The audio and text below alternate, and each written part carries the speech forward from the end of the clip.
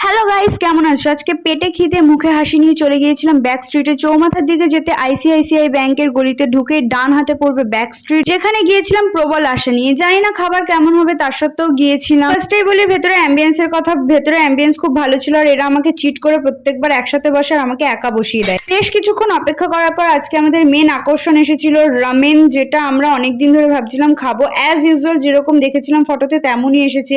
তারপর একটু ক্যাপ তো খেতেই হবে ভাই। পাকামি মেরে চপস্টিকে খাওয়া শিখিয়ে দিচ্ছিলাম, আমি নিজেই পারি না তাও আমি শিখিয়েছি ভাই। এপাশে অপর্ণা বসে স্ট্র নিয়ে নাড়াচাড়া করে ভাবছিল ও ওটা দিয়ে রামেন খাবে, আর এদিকে অমৃতা অনেকক্ষণ ট্রাই করার পর না পেরে আমার হাতে চপস্টিক ধরিয়ে দিয়েছে। আমি শিখিয়ে দিয়েছি গাইস, কিন্তু আমি নিজেই পারছিলাম না। ভাবো আমি কেমন টিচার। অনেকক্ষণ ধরে ঘাটাঘাটি করার পর একটুখানি তুলতে পেরেছি, তারপরে জিভে ঠাকাতেই দেখি আমার জিভে জ্বলে উঠেছে ভাই, এত গরম। তারপরে এসেছিল মশালা কোক, যেটা আমাদের অল টাইম ফেভারিট, আর এটা আমার all time favourite pan fried momo. এই হলো আমাদের আজকের অর্ডার করা সব মেনু। এটা হচ্ছে কোরিয়ান ফ্রাইড চিকেন, যেটাও খুব সুন্দর খেতে ছিল। বিশ্বাস করো, সামনে যেসবই খাবার থাকুক না কেন, মোমো থাকলে আমি অলওয়েজ মোমোই খাবো। আর আমি আছি সেখানে, ছ্যাবলামি হবে না।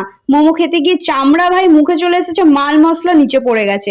তারপরে ভাবলাম স্যুপটাকে একটু পেট ভরাই, তারপরে সেটাও আমার কাছ থেকে কেড়ে নিয়ে নিল। এরা আমাকে খেতে দেবে না শান্তিতে। তেমন কিছু না, একটু চামচি দিয়ে মাংসটা খেতে গেছিল। অকাত বুঝে যাওয়ায় চামচি রেখে দিয়ে হাত দিয়েই খাওয়া শুরু করেছিল। বাঙালি না আফটার অল। আর এই ব্যক্তি খাবার দেখলে কাউকে চেনে না।